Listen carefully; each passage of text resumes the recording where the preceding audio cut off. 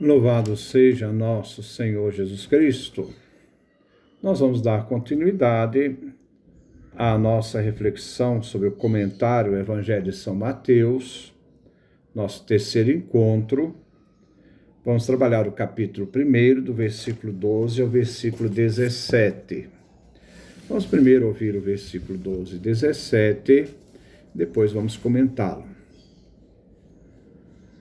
Depois da deportação para a Babilônia, Jeconias gerou Salatiel, Salatiel gerou Zorobabel, Zorobabel gerou Abiúde, Abiúde gerou Eliassim, Eliassim gerou Azor, Azor gerou Sadoc, Sadoc gerou Aquim, Aquim gerou Eliúde, Eliúde gerou Eleazar, Eleazar gerou Matã, Matã gerou Jacó, Jacó gerou José, esposo de Maria, da qual nasceu Jesus, chamado Messias. Portanto, as gerações de Abraão até Davi são 14. De Davi até a deportação para a Babilônia, 14. Da deportação para a Babilônia até o Messias, 14. Então, esta é o texto que nós vamos refletir. Versículo 12. Depois da deportação para a Babilônia, Jeconias gerou Salatiel, Salatiel gerou Zorobabel.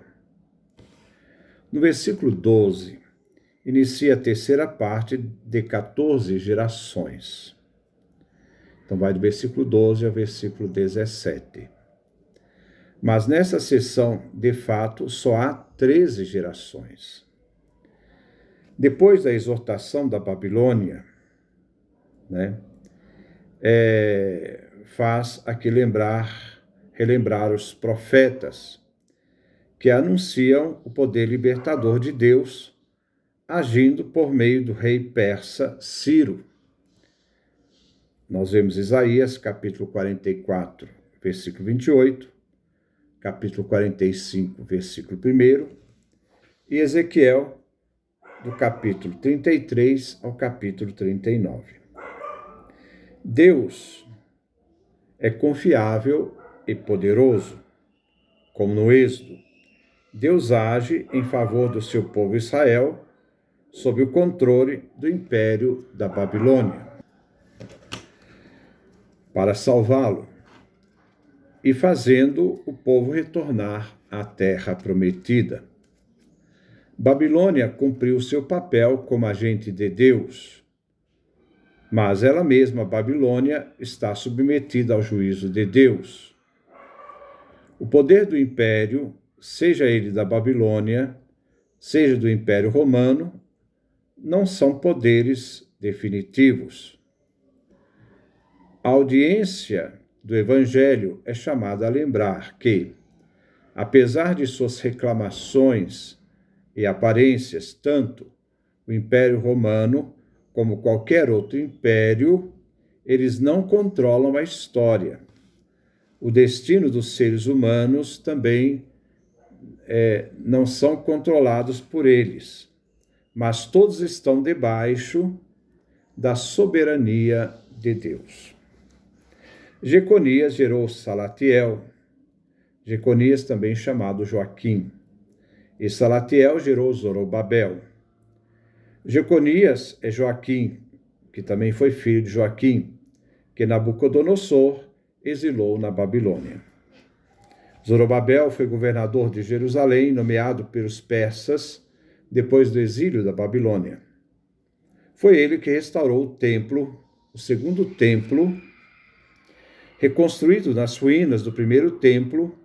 O primeiro templo chamava Templo de Salomão. Versículo 13. Zorobabel gerou Abiúde, Abiúde gerou Eliassim, Eliassim gerou Azor. 14. Azor gerou Sadoc, Sadoc gerou Aquim, Aquim gerou Eliúde. E versículo 15. Eliúde gerou Eleazar, Eleazar gerou Matã, Matã gerou Jacó. Aqui temos 3 versículos. Esses 3 versículos cobrem quase 600 anos, entre Zorobabel até José. A maioria desses nomes não aparece nas genealogias de 1 Crônicas. Por exemplo, Abiúde não é nenhum dos 5 filhos de Zorobabel mencionados em 1 Crônicas, capítulo 3, versículo 19 a 20. Encontramos vários personagens bíblicos que trazem o nome de Eliacim, Azor e Sadoc e Eleazar. Versículo 16. Jacó gerou José, esposo de Maria, do qual nasceu Jesus, chamado Messias. Mateus, em sua genealogia, nomeia Jacó como pai de José. Lucas diz que o pai de José foi Eli. Então, Lucas capítulo 3, versículo 23. Isto é, o avô de Jesus, segundo Lucas, é Eli. Segundo Mateus, o avô de Jesus é Jacó.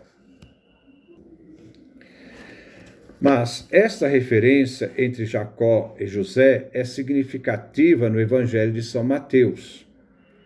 Nos lembra a narrativa do livro do Gênesis. Jacó, filho de Isaac, gerou José. Gênesis capítulo 37, versículo 1 a 4. Então, para Mateus, Jacó gerou José, o esposo de Maria, do qual nasceu o Messias. Este José do Novo Testamento, como José do Gênesis, viaja ao Egito, enfrenta o perigo sob a autoridade imperial, Herodes, isto é, José do Novo Testamento, e José do Antigo Testamento, do faraó. É intérprete de sonhos, é fiel a Deus e cumpre a missão confiada por Deus. José é o esposo de Maria, da qual Jesus foi nascido. Mateus não diz que José é o pai de Jesus, mas Jesus é filho de Maria, do qual nasceu Jesus, isto é, da qual a atenção se volta somente a Maria, aqui como mãe de Jesus, sem nenhuma referência ao pai de Jesus. O verbo nasceu está na voz passiva, no texto original, implica uma ação divina. José teve aqui um papel legal, isto é, referido à lei, à Torá, mas não físico. Este Jesus é o Messias, o Cristo. Versículo 17. Portanto, as gerações de Abraão até Davi são 14, de Davi até a deportação para a Babilônia, 14, da deportação para a Babilônia até o Messias, 14.